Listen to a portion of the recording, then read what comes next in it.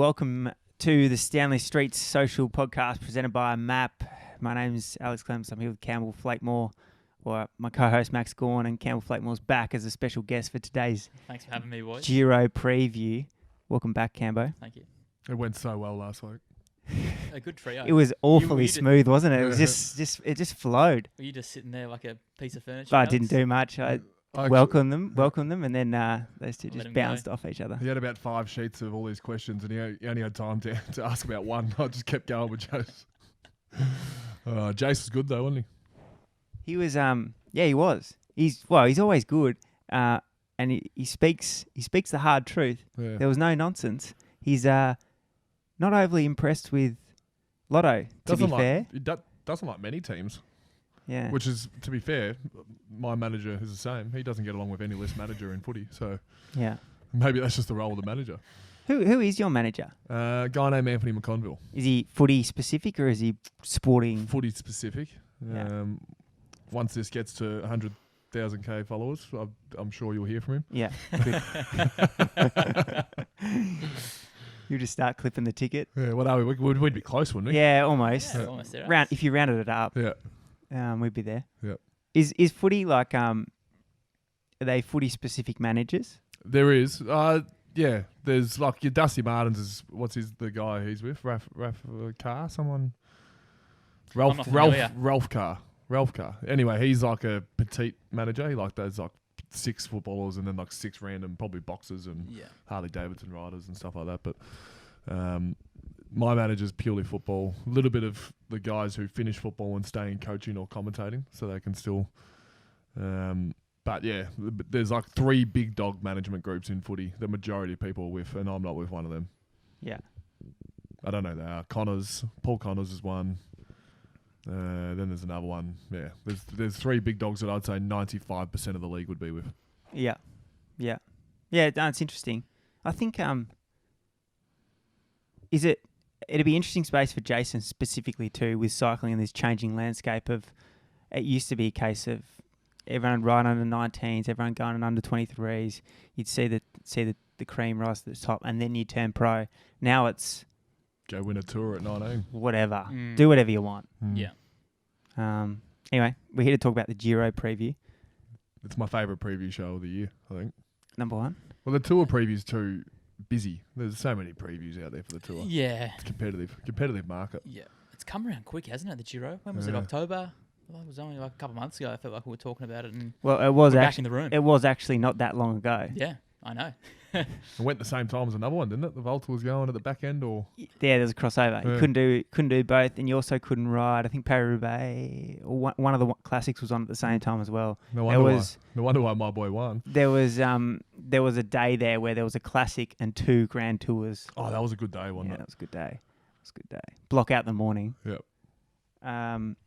Cambo, you're a little bit underwhelmed, you said off the top. Well, I came in here, Alex, just before we started, and you were talking about the start list, saying that it's pretty crash hot, and I just made you have a second look at it, and I didn't think that it ran that deep in terms of world-class GC riders. I'm not sure about you, Max, but I could only highlight 2 or 3, and I'm talking Bernal, Lander, just gets into the world-class category, just at a push.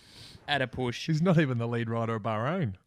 Remco, he hasn't raced since he crashed out of Lombardia in August last year. And probably Simon Yates. And that's it. It's thin up top. But the position 3rd to 10th would be it's hot. And the 10 to 20 smokies. Yeah, they're all even. That's putting Yates and Bernal above, and Remco if he does something. But Bernal's not proven, especially since his tour win, that he can actually get through bike races. Yeah. And Yates, we've seen him have an almighty tank before at this race. Yeah. It seems like a few times he's got close and then blown up in the 3rd week. Yeah, so we could have another Gegenhardt-Hindley type setup. Well, that is, I guess, what we were looking at last year. We were looking at it going, it's all right. Thomas and Yates were both out. They were in and were both out by stage 3 or 4, weren't they? And Kreiswijk was out as Kreiswijk. well. Yeah. 2 teams gone home. Thomas was out. We'll be like, oh, jeez, what now? In saying that, just because it isn't deep, it probably means that we are going to have a better race, a more exciting race. There's no... I mean, looking at the team sheets, Ineos are probably the strongest team on paper, as always. But yeah, there is that question mark over Bernal, who hasn't really been able to string a Grand Tour together for a little bit. I do debate that they are the strongest team. They will lead because they'll probably have the yellow jersey quite early, I dare say, with Garner in the time trial. Although not riding unbelievably. But it's a thin time trial field as well. But I think Quickstep have got an almighty squad, or what they're telling us is going to potentially be riding for them. So that's probably their number one competitor, especially if Remco or Almeida both look like they're a chance in GC. And then Mitchelton Scott look like they've got a team purely for Simon Yates as well, which is probably the first time Mitchelton Scott are doing something like that. They normally split their team to try and get some stage You hate to wins. see it when there's that. We've got a few leaders, we've got a few guys that go for a stage. This does look like it's all about Simon Yates, and maybe they've seen this as a good opportunity. It's not super deep. We'll send a good team there and a good leader to go for the win. I like it. It's new, especially. Yes, I can. That's okay. If you want to get, you can tilt like. Is that you can still hear me fine? Yeah, I can still hear you And fine. that's in a good position. Yeah, that's perfect.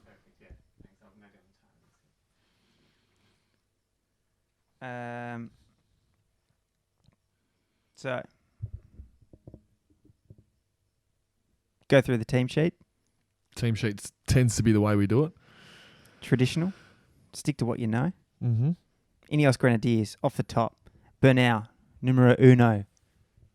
That back. He's been solid this year. Really good in a couple of one-day classics, actually. He was. Strata, he was good. I think got down here is fourth at Torino. Around the mark. Nothing spectacular. Yeah, fourth there, What? third at Strata. I don't know. Is he the hot favourite? Is he the hot favourite? I've got him as one. If he's classier than Yates, and they both have question marks. So if you're saying I'm going to pick Yates because Bernal has question marks, well then Yates has some of his own. So I've got him as one. I've got Ineos as one. If he misses, although Sivakov was less than impressive. At where was he? Was he at Romandie? Or the one before it? Basque Country, maybe. I think it might have been, it might have been Basque Country. He had a bad week. He was lead, and then Martinez ended up. And Martinez is there as well, and Diego Souza as well. Is it Diego? That's Diego Rosa. What's Souza's first name? Who are we looking at? Ivan. Yeah. Just looking at the flags on this Ineos team sheet. Geez, they're a long way from home in the UK. Yeah, I was actually noticing that. It must be the first look time at that. at a Grand Tour. I wouldn't mind getting some data on that, but the first time they haven't had a non-British. Sivakov's British, isn't he? Part-time. Yeah. Part-time. But also part-time Russian. And I see that. part-time Italian as well. Yeah. Does it all. I just want to note someone on this team, Max Gawn. I thought he was pretty much dead and buried. When he started having punch-ons in the peloton, Yeah, I thought it was game over. Yeah, he was in the media for all the wrong reasons, hadn't had a result for ages, and then comes out and wins 2 races in the last few weeks. I thought he was done for. His career was done, but he's someone that can do some damage at this especially Giro. Home turf. That he's that kind of tier 2 sprinter, really strong on the climbs. Like Can win from a breakaway as can well. win from In the breakaways. mountains. Yeah. Well, this has the look of a team. If Bernal does struggle, they can all go for stage wins. But if Bernal's there, I'm presuming they're going to ride quite boring, you'd think. So I don't think guys like Moscon are going to get the ability to get in breaks. I don't know. I don't know how anyone else are going to ride. They've got this newfound sort of belief that they can win at every stage and win the. Yeah, They've said they've gone out and they want to win more. So that could be the taste, especially with just that little cloud over Egan. Filippo though, Ganna, I guess the opening prologue was designed for him. doesn't seem to be in as good a nick. Though. Last year we were talking about him like, all right, let's just lock in for the next 4 years. No one else is going to win anything. Like Ganna is just going to torch every time trial known to man. It's been a bit off the pace lately. I haven't even got him down as winning stage 1. I've gone past him, and I'm sure he's going to be $1.10 probably to win it. Who have you got for stage 1? I've got Tratnik from Bahrain. Don't know what odds I'm going to get on that, but I'm just saying. I reckon Bahrain could be in pink early. Ghana, even the last time trial of stage 5, the one that was on last night, yeah, in Romandie, him and Rowan, albeit was after a big week, but they were nowhere. Yeah, I think Rowan just put the brakes on a little bit, going, I don't need to lose my life down this descent. Yep. But Ghana was even off on the first split, like he wasn't even round the mark.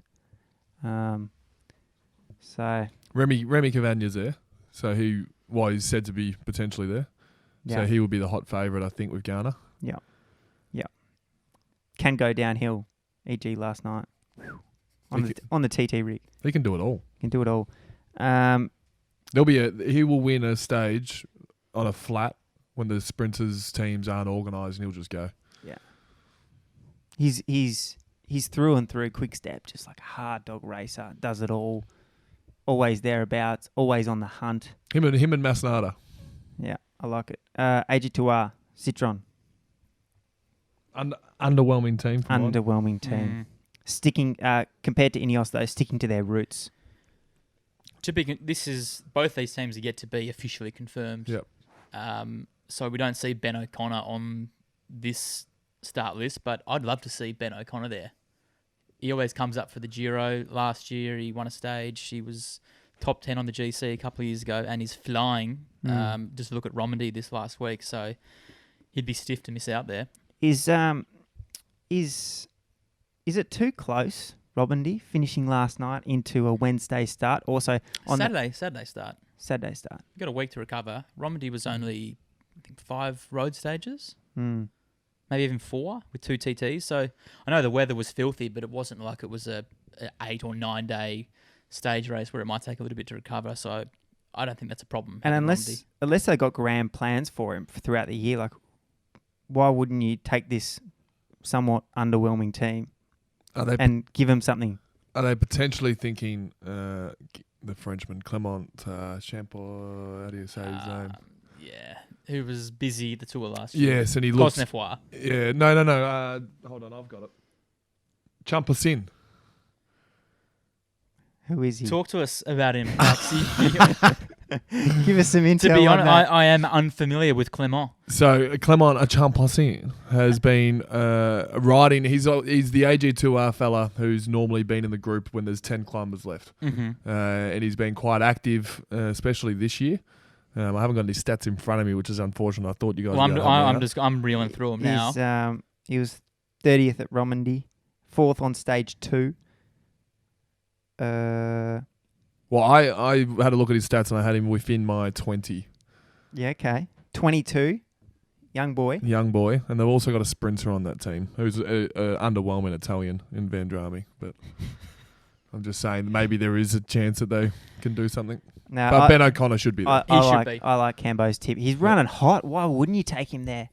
Get him in. He only got a 1-year deal, by the way. That's stiff, isn't it? Off 2. He won 2 stages? 1. He got mighty close. Tratnik touched him up on one of the stages. Who's a TT specialist. Tratnik. But you think he would have hopefully getting something on the boil right now, if he hasn't already? Yeah, you hope for next year. Yeah. Yeah, he had to roll the dice to leave NTT because at the time their future was unsecure. So we had to go to AG2R for the 1 year, but before that Giro, when maybe he penned the deal, he didn't have a heap. There was a big gap between that other Giro, maybe 2018, where he was real good. He was running the top 10 into the last week. They're not saving someone for the tour. They because they lost obviously Romain Bardet. Have they got another GC? That's not who they take into the tour. Are they thinking him for the tour? Maybe that's it. I'm not GVA sure. will be there most likely. GVA will definitely be the Tour de France. But yeah, just looking at that team that we can see on Pro Cycling Stats as of the 3rd of May, it's a little bit underwhelming. Tony Galopin, it's not 2013 anymore. Albers and Phoenix knocked out Quintana's team, didn't they? Getting a start. I think. Well, Quintana's team's not racing, I know. So. Well, I guess Van der Poel can just say, I want to do this race, that race. Even if he's not going to be there, Yeah. the team will be on there. He's like, I'll send my boys there. Yeah, they'll be there, for me. But Tim Muir there. Yeah, they have for mine the number one threat for sprint stages for Caleb. I think so. Yeah. Number one. Well, number two, therefore. As in number but two, Grunewagen will be finding his legs, and Sagan just doesn't seem to have that on the real flat stuff. And who would have thought 3 years down the track, Viviani doesn't even get a mention. And nor does Gaviria either, to be honest. Gaviria, yeah. Everyone that just takes off that blue strip, it's like, all right, we've had a good time. Yep. See you later. Enjoy your fat contract. As you putting a line through Viviani. I'd have my boy ahead of him, Matteo Marchetti. We were talking about him before. If there is one up. slight bump in the road, he is dropped from the peloton. It's phenomenal. It needs to be completely flat. Is there a stage that does not have one hill? I'm not completely familiar with the parkour, but I'm sure there'd be a pancake flat stage there somewhere. I don't mind that. Is there anything else to talk about? Oh, they've got a couple of guys just that might do something from a strength point of view on one of those stages where it's a bit more like a one-day classic. There's a few guys that were helping out Van der Poel who were in the last group a little bit every now and then for those one-day classics, and a few of them are here. Forgive me for my pronunciation, but Vermeersch was one of the main men for Van der Poel and was in final groups. So I dare say if there's a chance for him to get away. See, I'm always thinking about what long odds. It's just where I'm thinking long odds. And this is where the quality comes from. Yep. You don't get it from Bernal for the GC. No, well you do because for some reason Remco's co-favourite. They'll be active. They'll be active. They'll be good. Yeah. Actually, before we I'll wait for when Bora Hand's going to come up. And like the boys have an opportunity here without the main man. Yeah. Like, if you want to win, here's your time. You've got 21 days to go at it before you're back on the tools. Androni. Off the top, Jeffrey Alexander. 4th Tour of Alps. Little stat here too. Where he's from, 3,010 metres above sea level. That's some great research from you, by the way. I was pretty happy with my stat. I'm pretty happy with... I don't mind Jeffrey Alexander based off his name. I've made a top 38. And he has made it at 26. Yeah. I reckon that's stiff. You reckon it's stiff? Well, once you hear the 25 names ahead. He's just behind Reinbach. Reichenbach. Yeah.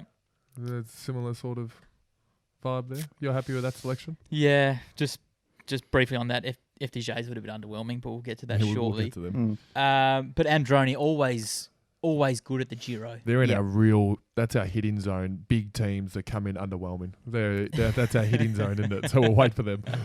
Just the CCC racing. I think we killed them off for this podcast. Just another stat out of that team. Andrew Ponema, he's 18 years old. Doing the Giro. Interesting. 18 years old. I rode the Great Big Bike Ride at 16. Yeah. Born in 2002, this guy. Yeah. And he only signed for the team in February. He's a late in. He must have something going on. He must have some horsepower from Ukraine. Hasn't chalked up heaps of results this year. So interesting that he's got the nod. But they're always good for a stage. And your man Jeffrey, I think Alex is. Yeah, I think he'll be their leader. Obviously, getting the number one jersey. Astana Premier Tech, to use their full name.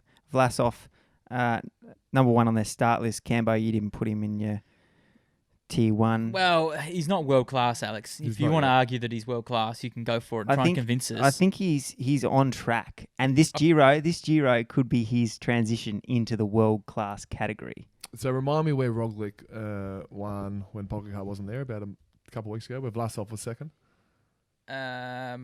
Give me one second. Anyway, I'll keep going. You keep going while I find that data. Roglic was a step above, and Vlasov seemed to have the rest covered, but he's nowhere near Rog and Pog. But Rog and Pog aren't here. I'd also like to note that I don't think anyone's near Rog and Pog. Well, Van Aert was. He was near Pog. He's in a different sector. I'm not even putting him in this sector. No, he's in the GC sector now. Van Aert. He almost won. He almost beat Pog. True. No, I've Vlasov's North in my top 38. He's quite high up. I think he's a super rider. I think he'd be top 5, but I'm not going to put him in the world-class category. He was second at Paris-Nice and then third at Tour of Alps, so he's had a good season so far, so I think he'll be definitely a rider to watch. But overwhelming squad. Not underwhelming, overwhelming. Mm-hmm. They've got stage wins left, right and centre with Feline, Izagiri and Luis Leon Sanchez. Yeah, they'll be hunting. Yeah, so Vlasov won't have much help, unfortunately. We talk about Valverde being old, but how old is Luis Leon now? Still probably got the best calves in the peloton. Just because of his TV time, we think he's old. 37. He's 37. 37. Yeah, right. He did turn pro in 2003 with Once. And is he the Spanish champion every year? He chalks them up a fair bit, doesn't he? Default Spanish champion. No, they'll be present. They'll be present. They need to start being a bit more present. They're not really the They've Astana. had a poor 21. Not really the Astana of old that were always just threatening. Present. Yeah, they're always thereabouts. Yeah. We're talking Vinokourov days. Yeah. When the big man was in town. Contador. Yeah. The boys. Bahrain victorious. Again, Mikel. Another good team. Bahrain have been thereabouts in every race I've watched this year, but not in the final move. Even in all their one-day classics with Dylan Toons and Mohoric, they were all thereabouts. And then Bilbao has had a good last couple of weeks. Mikel might have legs. My boy Tratnik. And Mohoric as well. He's there. Gino Madea, who he was the famous one that Roglic took the stage off, wasn't it? Everyone was saying Roglic. So. I'll keep bringing stats out that you two have no idea. No. We I should have come to the brief. No. We have discussed that. Gino Madea, he took the stage, and we said, should Roglic have let him win the stage? Yeah. That was him, wasn't it? Yeah, that was him. Yeah. I'm just applauding the intel that you're bringing to the table today. I'm a Bahrain man because I love Bilbao. I'm a big Bilbao man. Why you want Bilbao? Because I've been to Spain and I went to Bilbao, and it's a beautiful place. And then I found out there was a rider who's actually not too bad. And he's good. Yeah. It was last year's Giro that he was going all right. Yeah, he was really pushing. Yeah. What's par for Landa? Beating his teammate. So for some reason, Bahrain, and they did this multiple times. I think they did in the Tour. Bilbao, Landa, and Caruso all didn't want to drop time, so they had 3 guys. They were like 9th, 10th, and 11th. So I think they have there's an in-house competition between them 3, and they're all riding again. I can remember Caruso doing the job, but he looked like he was just riding tempo. Yeah. It's just like keeping a bit in the tank. Keeping a little bit in the tank in case Bilbao goes and I need to chase him down. He was a domestic for Landa, and then as soon as Landa would go and he couldn't catch up, every other domestic would lose 10 minutes, and he would try and hold on to the back. It's like phenomenal. Like, what are you doing? Caruso's a super rider, but he must have the most 10th to 15th GC standings in Grand Tours. He'll be there again. Ever. He'll be there again. For some reason, they don't like losing time. No. It's a hot team, though. It's a good team. It's a good team. So does this mean Landa's not doing the Tour, or...? One of them has to. Because Bilbao did the Tour into the Giro last year, so they don't mind backing it up. Yeah. What do they got? Poles and Hagee sitting at home. Yeah, maybe Poles could be their lead. Looks like they're all chips in for the Giro. They'll have yellow early. Oh, pink, sorry. Bardiani. 2 very famous Italians, 1 and 2, isn't it? Visconti must be lining up for his 20th Giro. Yeah. 20th Giro and 140th break, you reckon? Just ready to tap some Ks. How many most combative rider awards has he won? Yeah. And Enrico just behind him, number 62, battling for a very Italian squad, sticking to their roots. Mm-hmm. Chasing stages. Chasing stages. That'd be the extent. Yeah. Brackets, that's the extent of our knowledge. I wish I had something for you. Unless Max has got any huge smokies on for the punt. GCN doesn't show the local Italian races, unfortunately. It would be good if they started showing some of just the local Italian Conti scene. I'd watch it. I'm watching Tour de Rwanda at the moment. Well, speaking of, sorry, this is a bit off topic, but this local races, the Warnie was on the weekend. I locked in for the last hour. It was genuinely good. I thoroughly enjoyed it. I can't say I watched I it. can't say I did either. Well, you're missing out. It was good. It was good. But local races. Was it on SBS? It was on... So Keno was commentating, wasn't he? It was on SBS, but not on the actual channel. Yeah. Not on the It stream. was straight. SBS okay. 9. Yeah. They got that many channels. It's on SBS 9. Bora. I had a statement I wanted to go with Bora before. Yeah. Fire away. So we're talking Chucky the new ball. and Stanley Street. This is my role on the podcast to talk odds, gamble responsibly. Emmanuel Bookman, who I like him, don't get me wrong, but has done not much. He's always highly touted, gets injured, gets sick. Quality rider, always in front group. Is fourth favourite. It goes Yates, Bernal, Evenepoel, Yates, Bookman. Ahead of like Mikel Landa, Vlasov. Et al. And he hasn't had a super hot run in. No. He's still hanging on to the Tour one year when he was... He was fourth of the Tour de France one year. Yeah. Which is huge. That is a big By the ride. way. But you don't approve of him being... Well, it's an interesting team. But like Sagan's got his boys, but then there's Fabro and Groschnader who'll be in breaks. But like you touched on, after second place, It's open. it's open field. Yeah. So fourth that could easily be third or 14th. I was pretty bullish on Fabro for breakaways I'm last year. Never really struck. Mm. I tipped him a lot and he didn't quite get in the right one. He'll win a stage. I'd like to think so this year with another, I guess not 12 months, another 6 months in the legs, a little bit more XP points. I think he will jag a stage somewhere. They've got two very exciting young riders, one being Fabro, one being Kamner, who's not here, that just they have what it takes to be in breaks. And Fabro and Groschnader had one recently where they screwed it up. They were two of the three in a break and they couldn't get it done, I think. But Sagan, I'm all about him. He's back. He is back. He's winning bike races. What's he won? He won a stage at Romandy. He won a stage at Catalunya. He looks like he's up for it. There was a little bit of noise in the press that the team didn't want him or something, and he came back and said, well, I can just go elsewhere. He's got his boys, I can Austin, Bodner. Yeah. I can go wherever I want. Maybe not anymore. Well, most places. Lack of sprinting depth probably here. Caleb and obviously Grunewagen at his best and Merlier. And let's not forget, the win that he got last year at the Giro was out of control. That was special. It was wild. That was like all this pressure of not winning stages all into one where he just said, screw it. But how many days is he going to put the team on the front to ride 160k and not deliver? There is a stage early, actually. Is the stage 3? They have a couple of little climbs that it looks like the sprinters might get over. I'll put you under the pump again. Sorry. Yeah, put him under the pump. Stage 3. If this is the stage, that's some good research from you. There's some climbs sort of towards the back end. There's the profile, kind of a little bit. That's the stage. That's the So one. how long's that on the front for Bora? Yeah, the last 60k is a little bit bumpy. Bookman's going to be lead domestic. Yeah. Stage 3, Peter Sagan. Lock it in. Well, it was at the Giro last year that we saw that. At the Tour, he had a fully fledged squad just to go after it pretty much. At the Giro, he had that half and half, and there was a couple of stages there where the sprint was up for grabs, and the boys just said, nah. You could see him just discussing with the GC men, what are we doing? What are we doing here? There's only so many times you can ride 150k to be let down to do Correct. it again. And then he put himself in the move and torched that stage, which I'm on big style if you haven't picked up. Cofidis. Viviani off the top speed and just line through for Max, not even interested. I'd be more interested in the other Viviani at the bottom. Don't know anything about him. Is he your brother? a bro?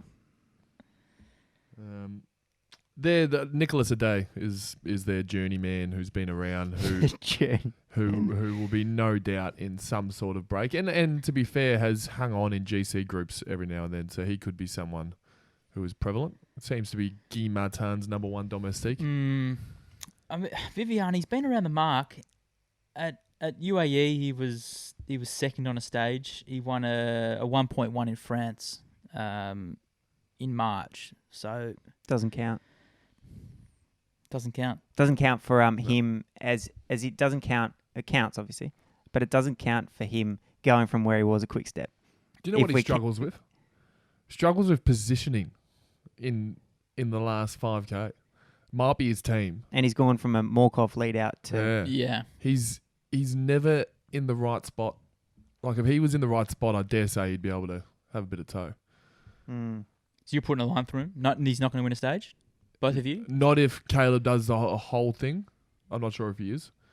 But if Caleb goes out at any point, therefore it is open.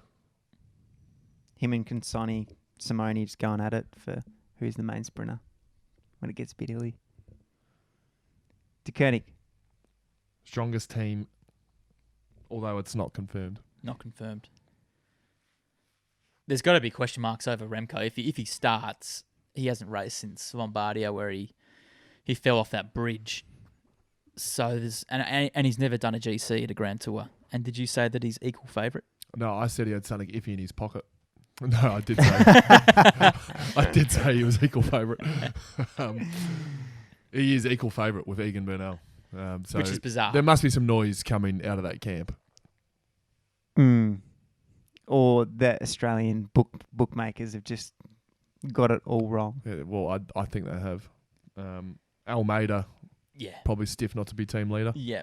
And then also Masnada, who was really good at Romandy last week, and James Knox. And Knox, yeah. So they're going to have 4 in the final group going up some of the mountains. Yeah. Geez, Masnada super strong against the clock. He wasn't he? Didn't look great on a TT bike, but I tell you what, he put in a mighty good ride last night. Well, it's a bit like Zhao, just always just muscling, just a monster gear, just all over the bike, just hanging on for dear life. He doesn't look as comfortable as Tratnik, does he? He just looks super comfortable on a TT bike. EF Education Nippo. I don't think Hugh Carthy. If this team is here, that's the team we're getting. I don't think he wins for EF. As in, he doesn't win a stage. No, I don't think he leads. He's the closest on GC for EF. I just don't. He's not going well enough. Well, you think they're going to go for 109? No, they'll be going for. They're not going for TJ. TJ Van Garderen. They'll be going for Hugh Carthy, but the Colombian will be there, and same with Ruben Guerrero. They'll both be there, and Hugh Carthy will end up potentially trying to lose some time, I reckon, to go for some stages. Yep. We say I say it every time. Whenever you look at this team, it just looks like they just throw some names onto a sheet. So maybe off you go. Maybe it is. They all just go around the buffet at the hotel and the names in a hat. Who wants to go to the Giro? Who wants the tour this year? Betsy, we know you like the classics, but you are Giro this year. But to be fair, they always seem to do well and win a stage somewhere along the line. And was it Guerrero that won a stage last year, the Giro? I believe, yes. And he's been riding well early on this summer. I do like Hugh Carthy, though. You got time for him? I do. He looks filthy on a bike. Back to that point. I reckon you'd almost look better on a bike than him, Max. But I think he'd be good for a top 10, Hugh Carthy. I like British riders, and I do like to see them doing well. So I hope he does. But maybe his time and his peak to perfection. No custom kit this year either for That's the boys. It is disappointing. Alrighty, Maxi, it's your time to shine. EOLO Kamita. Oh, I've got 2. Never heard of them. I do have 2 here. I do have 2 here. Remember the time Primoz Roglic beat Michael Matthews in a bunch sprint? It was at a Grand Tour last year, whichever one Roglic and Matthews both rode. Tour. Wackerman came 3rd. Wackerman. He is their man. He is their man. I hope it wasn't 4th, but it was top 5. What a name. Good from you, yes. If this is the case. Last year. At a Grand Tour. Have you done? Did you get that on the research, or that just memory? I know. I know Wackerman. Don't worry. In terms of research, Albanese will be the man who they will be trying to get somewhere in the sprints as well. So Wackerman, he was 5th at a stage of the Giro last year. Yeah, and who was ahead of him? Matthews, Honoré, Sagan, and Ulysses. So it wasn't Roglic, but Matthews was there. Who won that stage? Ulysses won that one. Ulysses. Okay, my bad. But Wackerman, he was around the mark. Yeah, and Matthews was in it. And Matthews was in front of him. Ulysses, Roglic, same. He's done a good stint through the Italian teams too. Yeah. He's a deserving number 1 of that team. I don't even know what the team's called. Iolo Cometa. I honestly have never, ever heard of this team either. So I'm not sure what the story is there.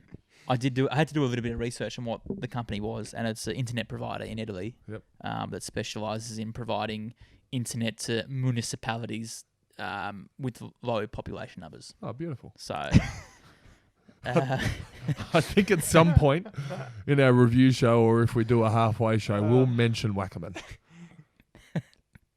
Okay? You bullish on Wackerman? No, not bullish. I think he might do something. Notable. Yeah, notable. Yeah. Groupama FTJ. This is not doing much for me, this squad. Let's just spend as little time as possible on him, I think. What is going on here? They got a young talent up top. In Rudy Millard, is that up top? Yeah. That's all I've got for you. Yeah, I mean, if there's no Pino, no Kung, no Demar, there's really no FTJ, is there? Scottson. Well, yeah, you think it's all in for the Tour de France for Arnaud. Which is Thibaut was horrible news for Gadou and Pino that Arnaud is all in for Tour. It means all three of them are there. Well, that's the thing. Why isn't David Gadou here? Because it's going to be all about Arnaud at the Tour de France. He's going to want to have 4 or 5 guys there minimum. Too strong of a one-day classic campaign for David Gadou. Yeah. That is a weird setup, isn't it? Because I think Demar needs his boys there. Oh, of course. And I think he'll get him. He'll get 4 or 5. Easy. I think after, especially after last year when he was put to the side because they were going for the man. They'll be in breaks. They'll be in breaks with the hills as well. Yeah, have to be. Reichenbach and Rudy Millard are both quality climbers. Yep. But yeah, interesting point that they have. This is not confirmed either. Correct. This could be wildly wrong. Yeah. And it should be wildly wrong. This is being recorded on the Monday before the Giro. Yeah. BTW. Yep. Maybe there's a Volta chance as well. We are maybe the first Giro preview out because everyone else was waiting for the actual start list. Yep. I don't mind that though. You got to jump. You got to get ahead. Wanty Group. Wanty Gruber. Jan Hurt is a good climber. Jan Hurt. He is a good climber. I don't think he's a climber that can do a GC, but he'll find his way into the right breakaway and feature on a stage here or there, I would have thought. I've, once again, gamble responsibly. Mm-hmm. I do have someone that'll be backing in one of the 8 sprint stages. Is Andre Pasqualon. If you want to click on that name, you're both unaware of who this person is. Absolutely. He will be in and around one of the later days. When the big boys are gone. When Caleb's gone, there's a few miles in the legs. He's probably going for his hometown. 33 years old. Pasqualon. What is it with you and these D-grade Italian sprinters? But Jan Hurt, good climber. The Wanty, is it Wanty? Yeah. Wanty group will have their jumper in that television sort of lead group. With Jan Hurt. And Ben Hermans can also ride as well. You know what? That's not bad for you, Max, because look at Pasqualon. Pasqualon, he was third at La Sim. Who beat him? This year. He was behind Tim Merlier, who won, who we're talking about as probably the second quickest guy here, and Rasmus Tiller from Norway. Who we all knew as well. Yep. And behind him was Degenkolb. There was Hugo Hofstetter, Sepp Van Mark. So yeah, I think you're right. I think you'll be around the mark. Thank you. The startup nation of Israel. Dan Martin at the top. Paddy Bevan in good nick. He is. He's in good nick. Yep. Where does Dan Martin fit into this? You just never know what sort of Dan Martin's going to rock up. If it's a Dan Martin who is at the top of his game, he could be someone that pushes for that third spot on the podium. Yep. Potentially. That's best case scenario, but he does have that in his locker for me. I agree with that. It's an underwhelming team, all with names. Like I've heard of all these riders. Yes. Patrick Bevan, I think's in form. I'm not sure why he left Romandie. Was it potentially to get ready for Giro? Was it some sort of injury there? I hope not. And Demachi will be in every single break. Absolutely. Dowsett maybe a chance to do something. Yep. Max, do you want to do the introduction? Yeah, Team Jumbo. Team Jumbo. With a lead rider. With your man at the top. Solo. That's a confirmed team too, by the way. I've been looking at some articles and there's rumours that he's not the solo GC hopeful. Can you give me any sort of update on who Tobias Foss thinks he is coming into George Bennett's team? Thinking he can potentially ride co-GC with him? Just that Nautic strength. I don't surely they got to give George the opportunity. I think they give George the opportunity. There's not much else in that team. Grunewagen obviously has a couple of guys helping him out for sprints as well. Yep, that'll be a massive story. It's a talking point, That's isn't it? a massive story. Grunewagen back. Yep. After his ban of putting Jakobsen into the barriers of Poland. We spoke about it briefly with Jace. We spoke. Yeah? Yeah. Go on. The major thing that I see in sprints, and for someone who's never rode a competitive bike race in his life but happy to fire shots on the couch, it seems like you need a fair bit of confidence within that final 2K. Yes.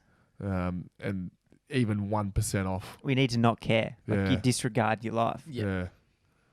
I feel like that could So hold he's him back. gonna miss that 2 or 3%. Well, that's why I say Tim Miller is second, because Grunewagen, I think, is going to use this as potentially his comeback. It is his comeback. Yeah.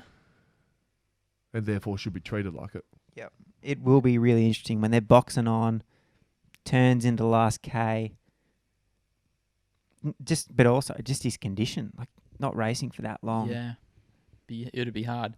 But just on the leader topic, George goes in as the leader on paper, but I don't mind that if they are talking about Foss as the leader, just the youngster getting a little bit of cover from George being the number one. And Foss has won the Tour de l'Avenir in 2019, so he's a good rider, and that's normally a pretty good gauge. But he's been quiet, George.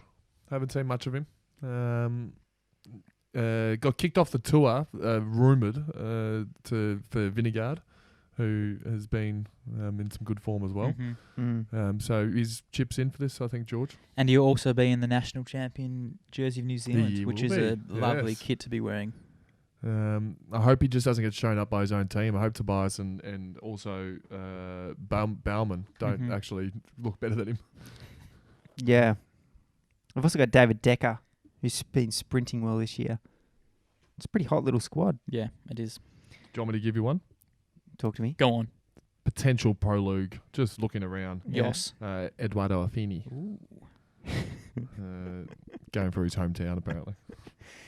People always get up for it, don't they? When they go through their hometown or finish in the hometown, they make sure they go. Yeah. You do. Right. And as he would. Yeah. If there was a tour of McKinnon, you'd be the go man. through McKinnon, Caulfield, Ormond area, I'd know those corners well. Lotto Sedal, Caleb Bjorn at the top. I think unarguably the quickest man on the list. And he's said he's going all three this year. So don't imagine he's heading to the end of the Giro, but will happily pick up a few wins. And he's got his boys there. Loves the Jasper de Bois, doesn't he? Yeah, he's hitched him to his wagon. Talks about him like he's Morkov or Mark Renshaw. Yeah. And haven't yet to see it. And loves Roger's composure. Yeah. Big Rog. Yeah. I'm a big fan of Roger. I'm yet to be convinced by Du Bois. Just seems to, when it really matters. I know Caleb might like to do the last 600-700 metres by himself, but I don't know, if you want a top-end lead-out man, you kind of want him doing that Morkov job, don't you? Yeah. Dropping off at 200. He only wants one. What? He only wants one guy. Well, that's what we're talking about with Jason. It was like, well, he doesn't get any gifts, whereas Morkov delivers Bennett in such a good manner. It's ridiculous. That he gets almost free wins. If only, do you reckon... They're almost free wins, Campbell. He's got one of the best... You're saying that you could, if you were delivered on Morkov's wheel, you'd be... I'm saying I'd run a top 10. I know what you mean, though. It's ridiculous, the quality. You probably of these wouldn't lead-outs. get past Morkov, to be honest. Yeah. He comes top 4 in all the sprints. Only when he swings. Even then, actually, probably not when he swings. They've got genuinely one of the better riders in the peloton in Thomas de Gent. So it'll be a co-lead type situation, I think. I think Thomas just rocks up and does whatever he wants. I think so. He's had a third place overall here, but I think his GCDs are well and truly behind him. But he won a traditional sort of Thomas de Gent kind of win at Stage of Catalunya. So you can probably softly pencil him in for a stage win somewhere along the line here. I think they'll be in breaks. Yeah, I think they high five at the end of the day, but really it's just Thomas Gent's just doing what he does. Yeah, put himself in the move. Right at the bottom of their list is their GC rider. Harm Van good Hoek. last year at the Giro. Yeah. Fell off the pace, I think, into the third week. It looked okay in Paris-Nice. Never disappointing. Team movie star. Soler took the jersey. So he is backing up Romandy, one of the only ones. Yeah, they were talking about it at, well, hopefully Ben O'Connor is too, but yeah, they were talking about it on the coverage that it was strange that Soler was doing a race so close to a Grandie. Rode a great time trial. That's very unmarked Soler, isn't it? It's okay. No, no one agrees with me. I thought, yeah. Well, put it this way: Michael Woods, who was giving it everything, completely butchered his time trial. Yeah, I don't think we expected too much from him, but maybe a little bit more than that. Yeah. So Mark Soler to still finish fifth. I know outside of the top 10, almost no one was trying. That's bad for Michael Woods when you're getting beaten by people that were clearly just going through the motions. Yeah, he did not look good on a TT bike. Woods, did he? He looked a long way off the pace. My deepest apologies just then, Max. Yes. Soler had a good ride last night. He was very good. He was eighth on the stage. I just just for the next podcast, can we make sure we watch last night's stage so we all have a rough I idea? did watch last night, but for some reason I just didn't notice the ride. I was more focusing on Grant Thomas and Lucas Hamilton, and I forgot about Mark Soler. Okay. No need for a guest next preview, Max. I'll just let you two go ahead. They got a chance to get in the prologue in the pink as well for Oliveira, maybe. Oh, no, actually, his prologue days are done. Sorry. I don't know why I said that. It was a good time, Charles.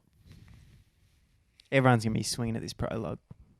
I dare say everyone. I don't think potentially anyone else might not want it, but yeah, most teams will want to get in pink nice and early, I dare say, because there's not a real clear leader. Maybe Mitchelton Scott, and I'm not sure if they have someone to win the time trial in their side anyway. Yates is leading up Team Bike Exchange. Sorry, not Mitchelton Scott. Sorry. Yates at the top. Few Aussies in there. Some genuine domestic climbers there. We touched on this off the top. I like this a lot. This is one of my favourite squads that Bike Exchange has assembled. Nick Schultz, friend of the podcast. Exactly. He can ride. Good Nick as well at the moment. Is Nick Schultz. He's been good. He can ride. He's been good. Might have to get him on for the Giro unpack. I've got him holding on to get in the top 38 as a domestic. Yeah, I wouldn't. Late in the mountains, just doing enough. Mikel Niev. Yep. It's none of this, rubbish 2-litre setup, is it? Yep. It's good. It is clearly for Yates. There's no sprinter there. They got some horsepower with Yul Jensen, Hepburn, and Cal Scottson. Cam Meyer, just kind of your utility man. And then he'll go for something, won't he? Hey? Cam Meyer will go for something. Potentially. And then Kangert and Nive for support in the climb. So, like you said, Alex, probably one of the better lists they've put together for a Grand Tour in recent years. Tell me about the bottom of the list there. Don't know much about the other Scotsman.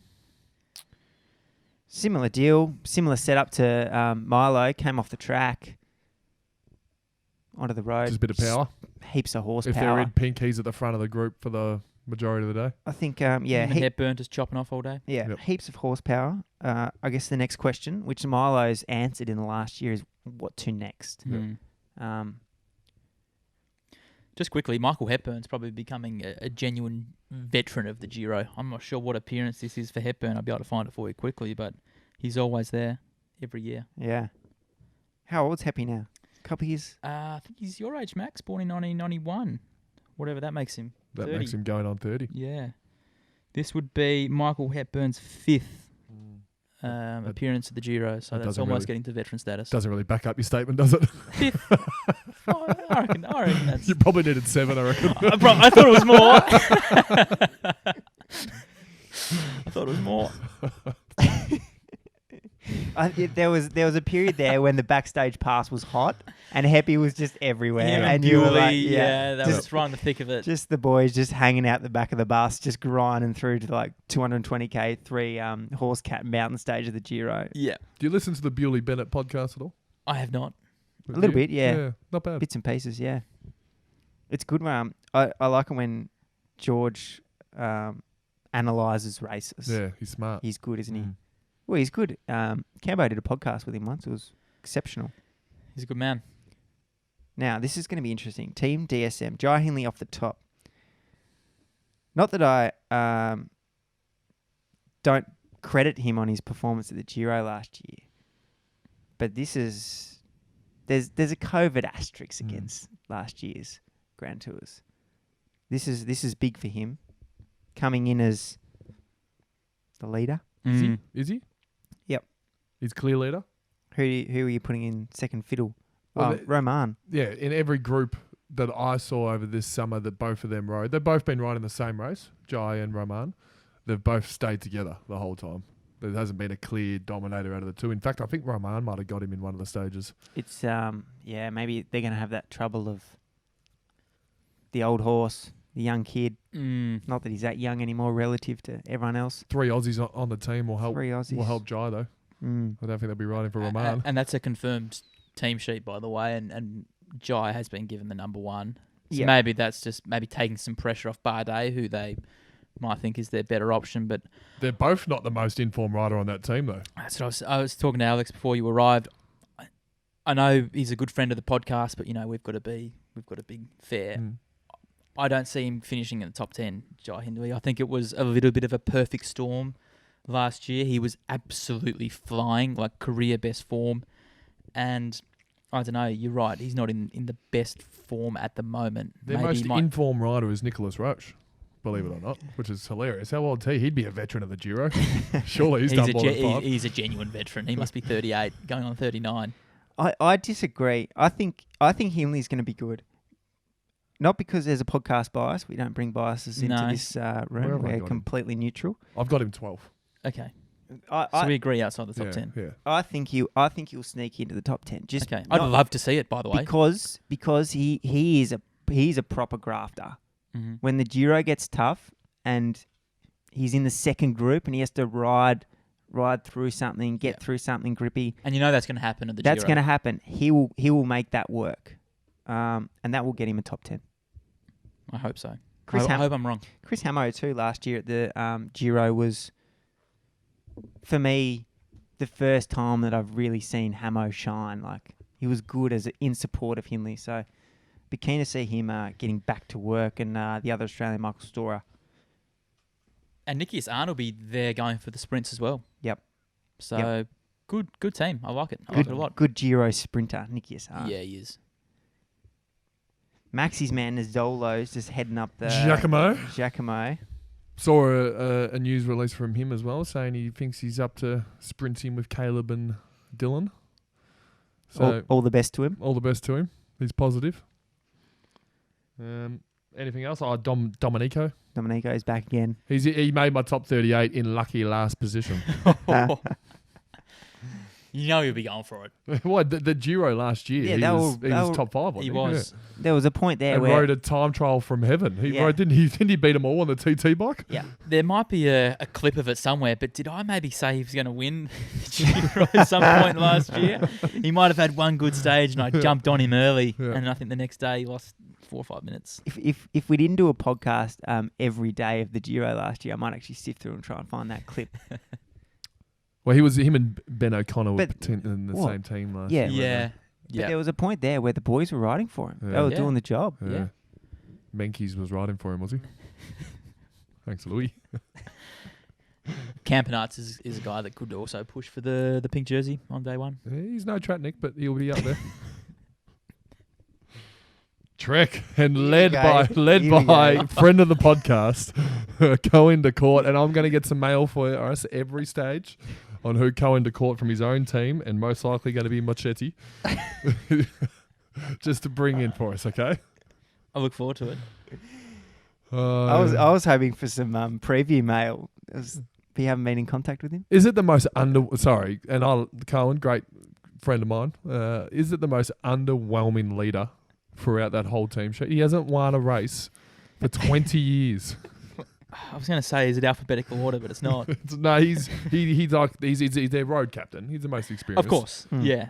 No disrespect here, by the way. No, but At they've got a top 10er. Like Bok Mollema is in my top 10 and quite comfortably. I agree with that. Yeah. He'll be top 10. Yeah. Mollema will be top 10. Mollema will be top 10. Yep, he'll be top 10. He's riding well as well. Ciccone for a stage. Yes. Yeah, what's the climbers jersey there? The blue. It's Blue blue jersey, with white dots yeah. in it. Yeah, he'll be somewhere around Yep. that. Brambilla. Those two are the same sort of rider, aren't they? Brambilla and Ciccone. Mm-hmm. Just little Italian Just guys. Italian hustlers. Yep, big time. And I'm sure you promised me there's a flat stage for Mochetti there somewhere. A pancake flat stage. It has to be, honestly, if there is a hill, and I'm talking like Yarra Boulevard type hill, if there's one of them, If he's to go up done. Auburn Road, he's in strife. He's in strife. To wrap things up, UAE Emirates. Underwhelming. Is Formula going for the GC? I hope I not. hope not, yeah. Does he feature in your top 38? Yeah, because someone from UAE had to. Mm-hmm. But I dare say Ulysses and Conti are almost slightly better than him at Clark. I don't know. They're all three of them are quite even. Yeah. I mean, Ulysses, he's always good for a stage Yep. at the Giro. They could hover on GC for a while, all three of them, Yeah. but they'll get dropped at some point. Yeah. Ulysses won 8 stages at the Giro. Yep. And he's in... Would you call him a veteran? Is he? So he passes Max's threshold of 7. He's had 8 appearances. Yeah, so right. So he's a veteran. This will be his 9th. Yep. And he's coming off a decent Romandy where he was 5th and 6th on a stage. So Yep. he's going to be building, and I think you can pen in a stage. He's one of those people we were talking about that the Van Aert and Van der Poel have sort of made extinct. These quick sprinters over the hills. Yeah. The Vans have just eliminated a pretty big species just throughout. Yep. We also Gaviria's in that squad. Yeah, and I think cycling's a better sport for him riding well. So I'd love for him to be in and around the finishes. Yeah. Has he done anything since he left Quickstep, Alex? I know you're big on when people leave Quickstep, they seem to fall off the face of the earth. And it seems to hold up. There's 2 of my favourite case studies in this start list. Mm-hmm. Viviani being number 1. Yeah. But yeah, Gaviria. Gaviria was equal to Caleb in terms of hotness when he left Quickstep. He is good looking as well. Is he? Yeah. Good looking Colombian. Yeah, he's got like a nice little beard on him. Can I add one to this? Falling off the cliff post Quickstep. Yeah. We haven't talked about him since I think I've been on the podcast. Bob Youngles, Luxembourg champion because no one else rides in the Luxembourg Cup, but he's actually lost the Luxembourg title now. So there's another better rider than him, and I don't know where he is. Where is he but gone? He has fallen off. He's at Citron. Yeah, AG2R. I'm pretty sure because he was part of that like old boys classic squad that they were assembling. He was kind of that classics / GC hybrid. Yeah. He didn't really know, and he's kind of. You're right. He's fallen off the face of the earth. I thought maybe he might get a little resurgence at. Maybe he's what Citron. AG2R is saving for the tour. Possibly. Possibly. Anyway. Joe Dombrowski still going. Mm-hmm. Doesn't feature in the top 38. All right. Well, should we go through your top 38? We're not going through it all. Is there anyone that we have missed on that top 38 that you do want to bring up? Let me have a look quickly. While you're doing that, Alex, I will just raise a question with the group. Talk to me. Mark Cavendish. Yeah. Where does he fit in? Because he won a couple of stages at Turkey. Would have you thrown him in here while he's in good form, just to see?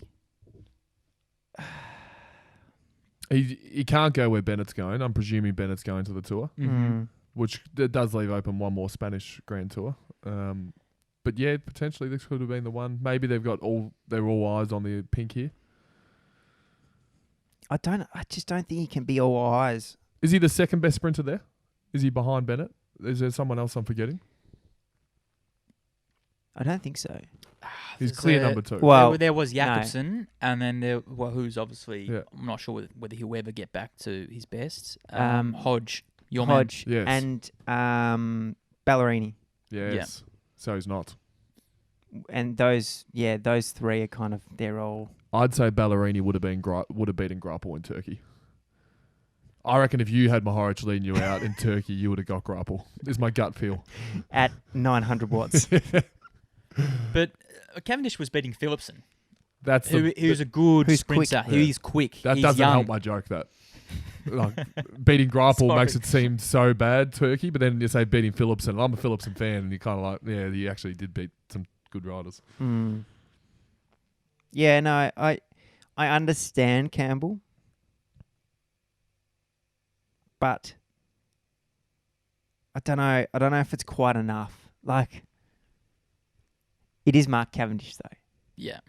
If you've got, like, is he in the nick to get through a Giro? Like, I guess that's the piece. Would he be getting to the end? Remember, I don't know. It's going to be snowing on one of the stages. Yeah. Yeah. Sorry, any names on that top any 38 names? that we did miss? No, there isn't. There isn't, to be honest. None worth naming. There's a couple down the bottom, like a Groschnader sitting in there late. I'm going the tips. I'm going Yates.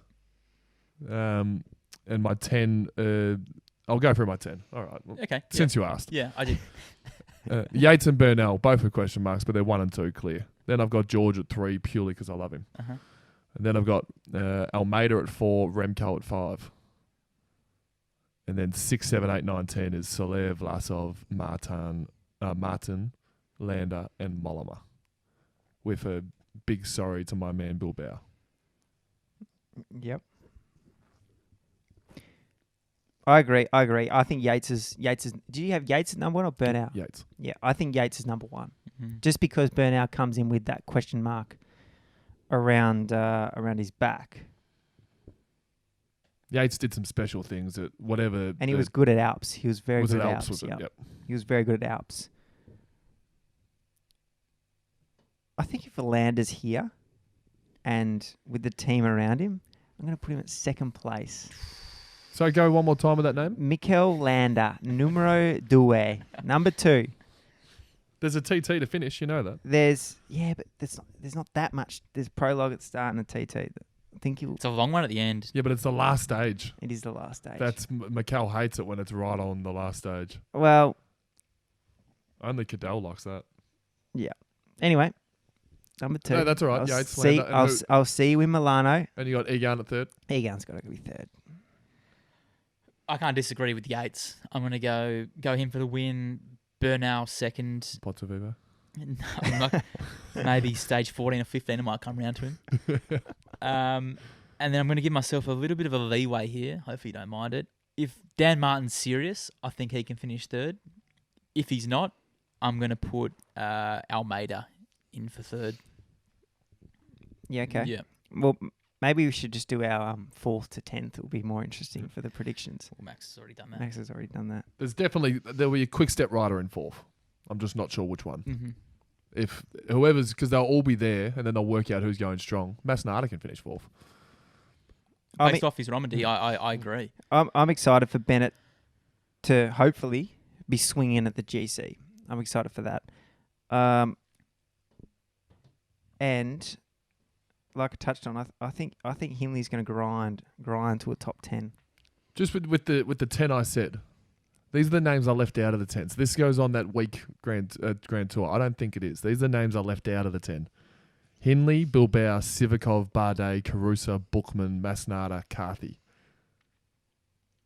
That goes to 19. Mm. And then Martinez, Zapata, who we talked about, Jeffrey. Yeah, I don't mind Jefferson. But does Bookman start to so he ran 4th at the Tour, 2009 I think, 2019. 19, yeah. If he doesn't perform here, if he doesn't string together a GC, is that him starting to fade? Like, he hasn't done enough in between. Yep, I think so. Bit of pressure on him there. He's the lightest in the peloton, near something like that. He's got Looks like he could be. Yeah, 55 kilos. fun fact for you. Sprinters, too much to. I've got a top 16 sprinters. Fun fact. I mean, if we've touched on Moschetti and Moschetti, he's just behind the big. There's a big 6. Sorry, big 7. Ewan, Groenewegen, Sagan, Melia, Gavilia, Viviani, Nizzolo. Yep. Then there's that group below, which I've touched on with Marchetti. Vendrami, who I touched on early from AG2R. Bevan, who knows where he'll be. Yep. And Pasquale. Pasquale. All eyes are going to be on him at the first bunch gallop. Did you just leave out Wackerman? Wackerman is more the uphill one kind of sprints. Wackerman was going to be the next best thing, and then the Vans came in. The Vans came in, and they've ruined him.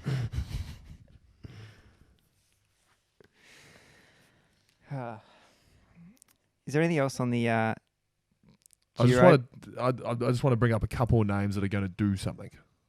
So these guys will do something on the Giro, and I think it's the year of the veteran.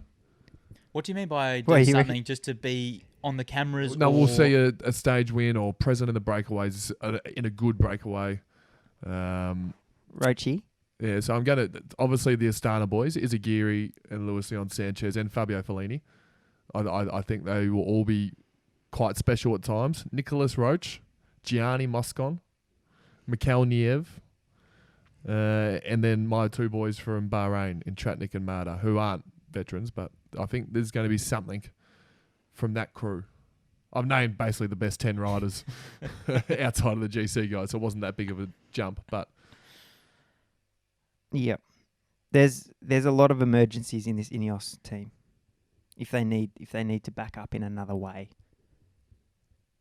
I had 4 of them in the top 30.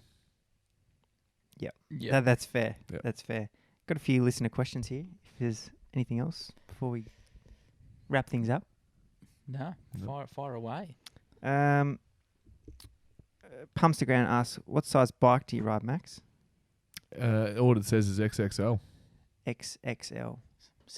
As big as they come. Yeah. I wish I knew the dimensions of the frame. Apologies.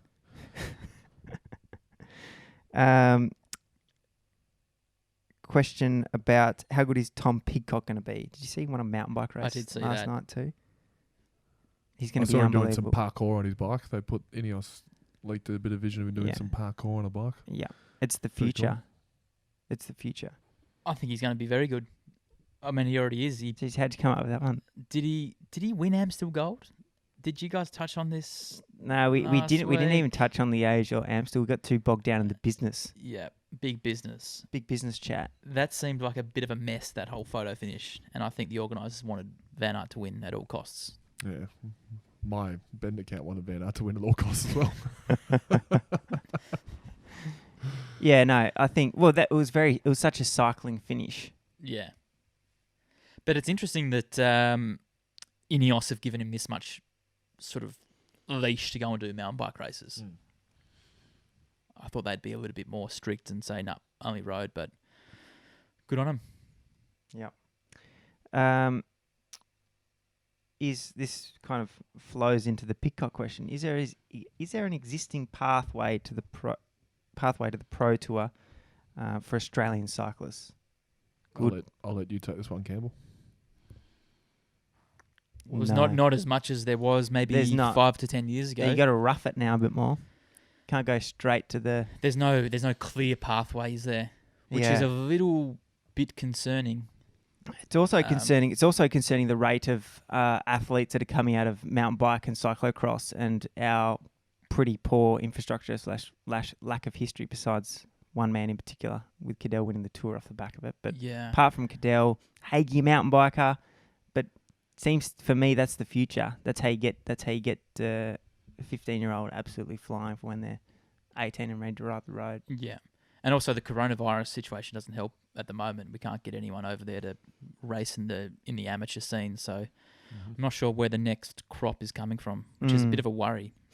But then you look to this next question. Rumours of Luke Plack going to Ineos after the Olympics. Like Plappy's looking to go world tour. Yeah. On Plappy going to Ineos, I actually sat down with him, went through the teams with him, and my recommendation was Ineos, based off where he could potentially go, the TT, and he was commenting on that Ineos compared to Jumbo were like, nah, you can't do anything else. You are a Jumbo rider, no track, no nothing. Ineos happy to do the track, few bits and pieces. So thought that was an interesting comment. Max, can you give us some insights into Melbourne's success this year so far? Yes, I can. You'd hope he could. Yeah. Without giving away all our trade secrets, it's just a little bit of confidence. Is always quite handy. Yeah. Extra level of maturity.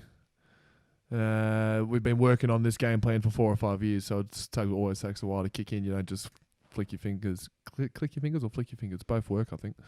And it magically works. 2018 we probably overperformed, and then 19 we probably underperformed. 20 was probably where we were at the time. We were almost 8th. We lost in the last game of the year. And then this year we've just improved a little bit more. So,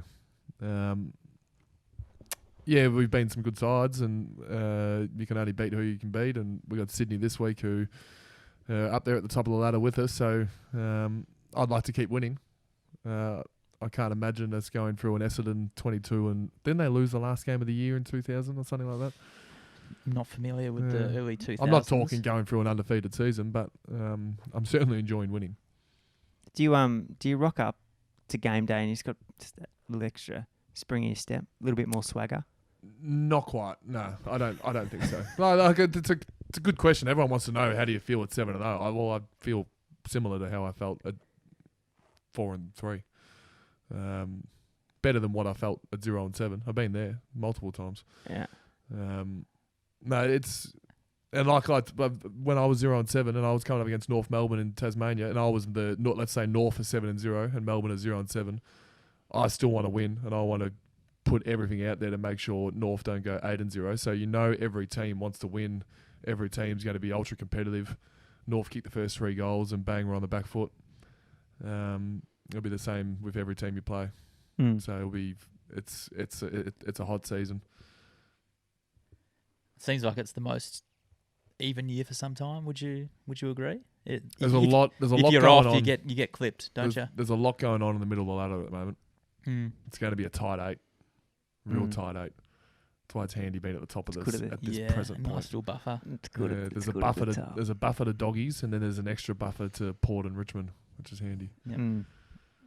Doggies. What do we got? Doggies in a few weeks' time. Yeah, I've all my career I played Sunday 110. Now I'm going to have about 10 Friday night games on the way home here. It's rolling fixture. Yeah, it's just Friday nights the whole way home. Yeah, that's all.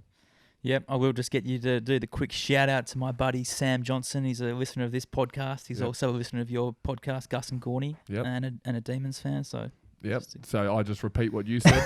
Pretty Big much. shout out to Jono. He wants to hear it. Yep. Jono or Sammy or just call him Sammy. Yeah. Sammy. Yep. Thanks for being a loyal Melbourne supporter. Every Melbourne supporter is described as loyal because it's been a rough time for us. Although 2018 that was fun. And I'd say this to 70-year-old supporters that come up and say, I've been a Melbourne supporter my whole life. I'm like, you've seen success. What are you worried about?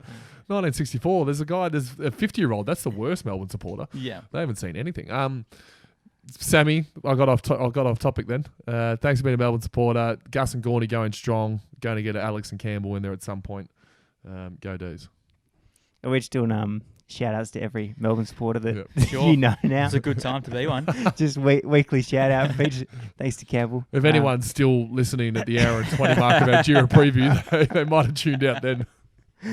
If you do want a shout out from Max, just send Campbell a message. He'll hook you up. Thanks again, Max. Thanks, Campbell. Thanks, Alex. Appreciate having you on the show. Look forward to... it's good to be back. It's good to be back. Hopefully I can come on again. Looking forward to talking about... I forgot my guy's name. Tratnik. We're gonna have to do a...